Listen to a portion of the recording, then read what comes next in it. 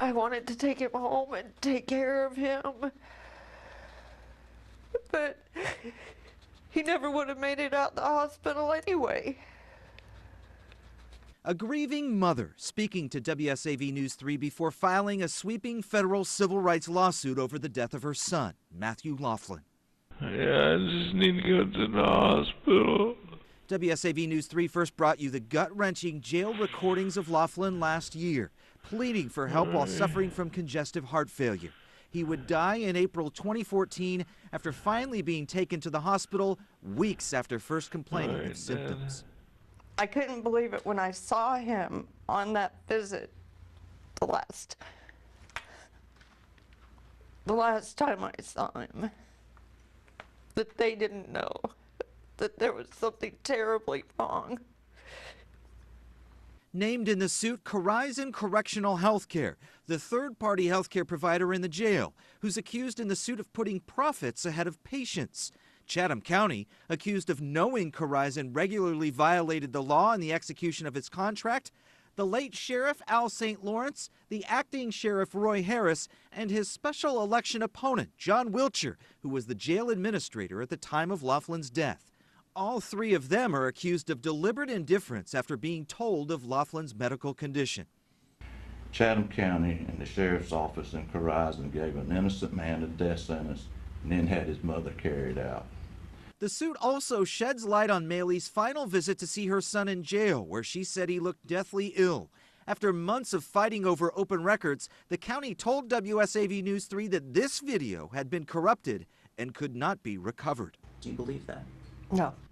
Things don't just disappear. That's their job. I don't understand how the tapes could be missing. I don't understand how any of the audio could be missing. Nobody else's is. The lawsuit seeks unspecified monetary damages. However, when the Laughlin family put the county on notice last year about their pending lawsuit, they estimated their claim at $15 million. I'm Dave Cartoonan, WSAV News 3. For 15 months, WSAV News 3 has poured through thousands of emails, policies, and other documents, countless interviews with sources, and audited Horizon personnel records in the 10 months after Matthew Ajibade died in custody last year. We found an entire week last summer when no medical doctor logged any hours on site. For most of last summer, the medical director and only doctor on site at the time specialized in obstetrics and gynecology. A Tampa-based pediatrician also put in 12 hours on site one week. For 4 of the 10 months we audited in 2015, the records show no psychiatrist ever set foot on site.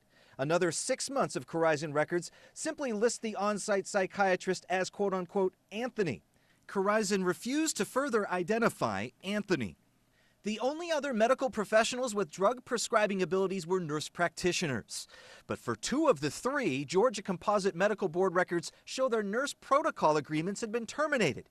Yet Horizon records provided to News 3 show both continued logging hours after their state protocols had been terminated. Again, Horizon refused to answer how prescriptions were being filled under those circumstances. You have to be careful with contractors. If you're a corrections person, you understand that many facilities have run into problems by too closely supporting a contractor. Contractor's motivation is profit. Tom Gilberg is the former jail administrator who's breaking his silence since retiring in the wake of the Matthew Ajibade investigation last spring. We identified emails showing Gilberg trying to resolve issues between in-house counselors he says were pushed aside after Horizon expanded its contract with the county to include mental health services. It doesn't take a brain to figure out that it's real difficult for 2 people to do 9 people's jobs, and it kept falling behind. Since 2013, the Chatham County Detention Center's mortality rate has outpaced the national average recorded in jails every year. And with 1 death already in 2016, it's on pace to do so again this year. During each of those years, Chatham County taxpayers have paid roughly $5 million to Horizon Correctional Healthcare annually to provide medical care at the detention center. I'm Dave Cartoonan, WSAV News 3. I don't know what other counties are doing, and I don't care. It was the late Al St. Lawrence's last news conference, June of last year. Defiant, he defended his office's use of tasers in the Chatham County Jail. I've heard this business about the use of the taser and how we randomly use it all the time. That's not the truth. We use it when we have to. After Matthew Ajabade's death in the jail after being tased 4 times while in full restraints, then Chief Deputy, now Interim Sheriff Roy Harris ordered a taser review and took the devices away from deputies. WSAV News 3 has now uncovered evidence indicating both Al St. Lawrence and Roy Harris were informed of widespread underreporting of taser usage 10 months before the deadly encounter.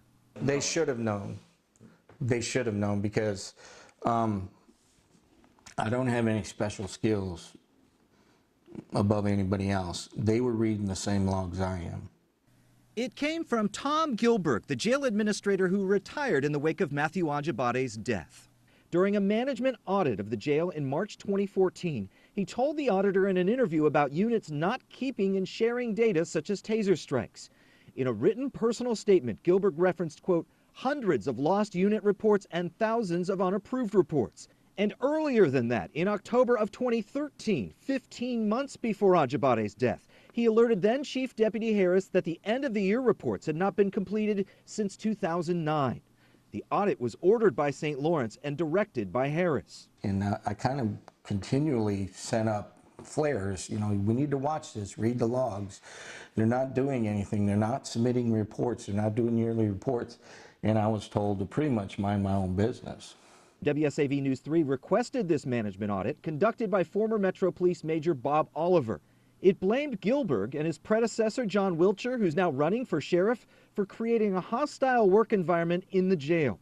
But when the county produced the audit, Gilbert's interview and personal statement, which identified the pre-existing taser problems, was not included. When these things happened, everybody was wishing to place blame instead of taking their own accountability for what they did and didn't do.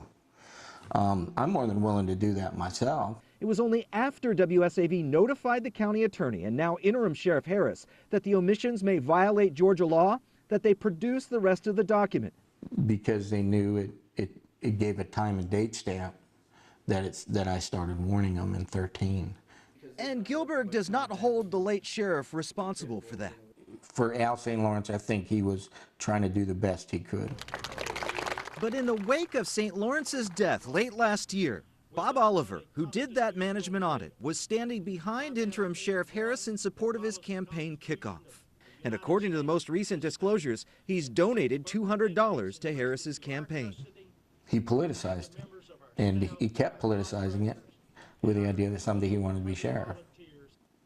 And it's unfortunate, and it needs to stop. When we asked interim Sheriff Roy Harris for an interview on this and other topics, he told us he would only agree to an interview if we submitted a written list of questions 24 hours in advance. The WSAV would never agree to such conditions for an interview. I'm Dave Cartoonan, WSAV News 3.